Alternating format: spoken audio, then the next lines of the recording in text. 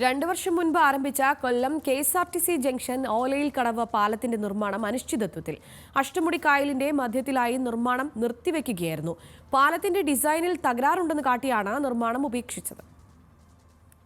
CPM സ്ഥാനാർത്ഥിയായിരുന്ന മുകേഷിന് ഏറ്റവും കൂടുതൽ പഴി കേൾക്കേണ്ടി വന്നത് ഓലയിൽ കടവ് പാലത്തിന്റെ പ്രവർത്തനം പുനരാരംഭിക്കാത്തതിനാണ്. KSRTC ഡിപ്പോയ്ക്ക് മുന്നിൽ നിന്ന് ആരംഭിച്ച് ഓലയിൽ കടവ് വരെ പാലം എത്തിയെങ്കിലും സമീപത്തുള്ള തേവള്ളിപ്പാലം മറികടന്ന് പാലം പണി അസാധ്യമാണെന്നാണ് ഇപ്പോഴത്തെ വിലയിരുത്തൽ.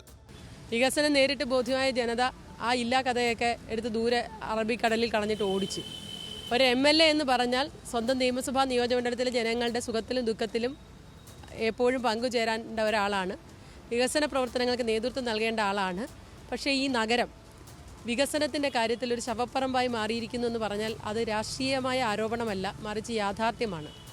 ശ്രീ മുകേഷിൻ്റെ തന്നെ തെരഞ്ഞെടുപ്പ് വാഗ്ദാനങ്ങളിൽ ഏറ്റവും വളരെ വലിയ പ്രാധാന്യത്തോടുകൂടി പറഞ്ഞതൊക്കെ ദേ ശിലകളായി അവിടെ അവശേഷിക്കുക. ഈ കൊല്ലം ലിങ്ക് റോഡിൻ്റെ തേവള്ളിയിലോട്ട് പോകുന്ന ആ പാലമായാലും പാലം പകുതിയൊക്കെ ഒരുപക്ഷെ ലോകത്ത് ഒരിടത്തും അങ്ങനെ ഒരു പാലത്തെ നമുക്ക് കണ്ടെത്താൻ കഴിയില്ല. അഷ്ടമുടി കായലിലൂടെ ഏകദേശം 1 കിലോമീറ്റർ നീളത്തിൽ 103 കോടി രൂപ ചിലവഴിച്ചാണ് പാലം നിർമ്മിച്ചത്. ഡിസൈനെ ചൊല്ലി കരാർ കമ്പനിയും കേരള റോഡ് ഫണ്ട് ബോർഡും തമ്മിൽ തർക്കം നിലനിൽക്കുകയാണ്. ന്യൂസ് മലയാളം, കൊല്ലം.